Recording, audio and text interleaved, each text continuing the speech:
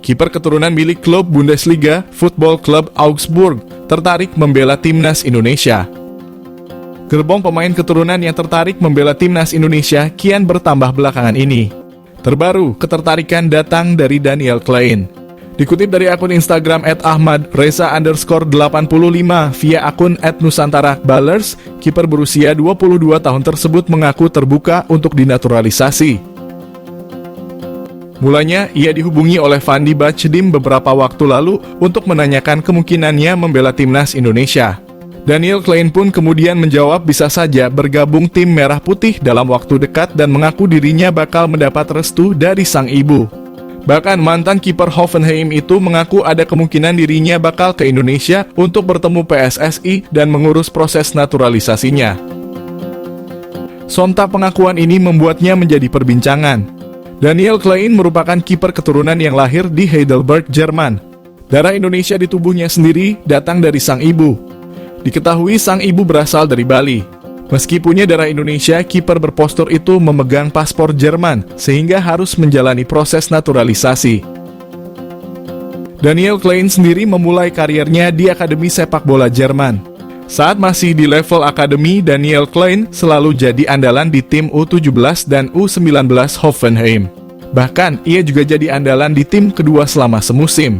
Rekam jejak Daniel Klein di masa muda terbilang mentereng. Kala membela Hoffenheim, dirinya menjadi andalan timnas Jerman level kelompok umur. Karena kiprahnya itu, Daniel Klein sempat ditanya tentang kemungkinan membela timnas Indonesia pada 2021 lalu. Hanya saja dirinya menolak dan memilih tetap berada di Jerman. Setelah hampir 3 tahun berselang, kini Daniel Klein pun mulai terbuka untuk mengurus proses naturalisasinya dan membela timnas Indonesia. Ragnar Oratmangoen dan Tom Haye diupayakan main di laga timnas Indonesia versus Vietnam di kualifikasi Piala Dunia 2026. Pengamat sepak bola tanah air Roni Pangemanan mengatakan Ragnar Oratmangoen dan Tom Haye diupayakan memperkuat timnas Indonesia saat bersua Vietnam di kualifikasi Piala Dunia Zona Asia pada Maret mendatang. Kabar itu disampaikan Bung Ropan setelah berkomunikasi dengan Ketua Umum PSSI, Erick Thohir. Sekadar diketahui, saat ini ada 4 pemain keturunan yang tengah menjalani proses naturalisasi sebagai warga negara Indonesia. Mereka ialah Nathan Chu Aon, Ragnar Oratmangoen, Tom Haye, dan Maarten Paes. Nathan Chu sejatinya sudah bisa mendapatkan paspor Indonesia pada medio Desember tahun lalu. Namun pemain Swansea City ini belum bisa datang ke Indonesia karena kesibukannya bersama sang klub. Sementara itu, proses naturalisasi Ragnar Oratmangoen, Tom Haye, dan Maarten Paes masih terus dikejar. Menurut Erick Thohir dalam informasi yang disampaikan Bung Ropan, Ragnar Oratmangoen dan Tom Haye diharapkan sudah dapat tampil melawan Vietnam. Bagaimana dengan Maarten Paes? Kabarnya PSSI fokus kepada Ragnar Oratmangoen dan Tom Haye lebih dulu. Kehadiran Ragnar Oratmangoen dan Tom Haye memang dibutuhkan timnas Indonesia. Ragnar yang saat ini berstatus penyerang klub Liga Belanda, Fortuna Sittard, dapat menambah daya gedor skuad Garuda. Sementara itu, Tom Haye dapat membuat lini tengah timnas Indonesia semakin hidup. Jika 2 kali menang atas Vietnam, timnas Indonesia hampir pasti lolos ke babak ketiga kualifikasi Piala Dunia Zona Asia. Sebab di 2 laga terakhir, timnas Indonesia akan bermain kandang kontra Irak dan Filipina. Shin Tae-yong optimistis timnas Indonesia U23 lolos semifinal Piala Asia U23. Pelatih Shin Tae-yong optimis tim nasional Indonesia U23 dapat lolos ke semifinal Piala Asia. Namun ia menilai target itu akan terwujud jika skuad timnas Indonesia U23 dapat diperkuat sejumlah pemain andalan saat tampil di Piala Asia nanti. Seperti yang diketahui, Shin Tae-yong tak bisa langsung bersantai usai membawa timnas Indonesia lolos ke 16 besar Piala Asia 2023. Sebab sudah ada agenda besar menanti pelatih asal Korea Selatan itu pada Maret dan April mendatang.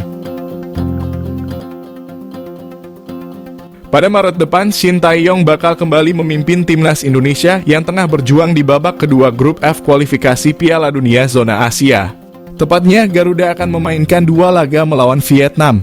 Setelah itu, Shin Tae-yong akan beralih memimpin timnas Indonesia U23 yang akan berjuang di Qatar untuk bermain di Piala Asia. Menariknya, untuk menghadapi turnamen perdana Garuda Nusantara di turnamen tersebut, Shin Tae-yong optimis bisa lolos hingga semifinal. Tentu sikap optimistis Shin Tae-yong itu ada dasarnya. Ia melihat perkembangan para pemain muda timnas Indonesia sudah lebih baik, sekaligus banyak pemain U23 yang sudah memiliki banyak pengalaman di tim senior. Setidaknya ada 11 pemain senior yang bisa dipanggil Shin Tae-yong untuk memperkuat timnas Indonesia U23 di Piala Asia U23. Masalahnya, Piala Asia U23 tidak masuk kalender FIFA, itu berarti turnamen tersebut digelar ketika kompetisi masih berjalan. Dengan begitu, klub-klub berhak untuk tak melepas pemainnya. Padahal Shin Tae-yong mengaku bisa saja mencapai semifinal Piala Asia U23 asalkan ada sejumlah pemain andalan Garuda Nusantara yang ikut ke Qatar. Penyebab Gianni Infantino ingin jadikan Piala AFF masuk kalender resmi FIFA, hubungan dengan populasi jadi faktor utama. Presiden FIFA, Gianni Infantino, ingin jadikan Piala AFF masuk kalender resmi FIFA. Menurut Presiden FIFA itu, sudah saatnya Piala AFF naik kelas dari sekadar turnamen regional. Infantino pernah menjanjikan agar Piala AFF naik level alias masuk ke dalam turnamen yang masuk agenda resmi FIFA. Hal itu diutarakan usai final Piala AFF 2022 pada Januari 2023 lalu. Infantino ingin turnamen semakin berkembang. Saat ini AFF masih dikategorikan sebagai turnamen subregional. Sebab pesertanya hanya 10 negara Asia Tenggara atau anggota AFF, terkecuali Australia. Kendati begitu, gengsi Piala AFF bisa dibilang cukup tinggi di kawasan. Buktinya, rivalitas antara Malaysia, Thailand, Indonesia, dan Vietnam begitu panas. Bahkan Gianni Infantino menilai perkembangan sepak bola di Asia Tenggara dalam beberapa tahun terakhir juga cukup pesat. Buktinya, negara-negara seperti Laos dan Kamboja mulai menggeliat gairah sepak bolanya. Hal itu membuktikan Asia Tenggara bisa naik kelas. Sebab ketertarikan stakeholder sepak bola di area ini sangat tinggi. Masifnya jumlah populasi di Asia Tenggara tentu sangat menggiurkan untuk market sepak bola. Ditambah lagi mayoritas warganya sangat gila dengan olahraga tersebut. Dengan sebab itu, Gianni Infantino ingin jadikan Piala AFF masuk kalender resmi FIFA. Patut dinanti apakah hal itu bisa terwujud atau tidak.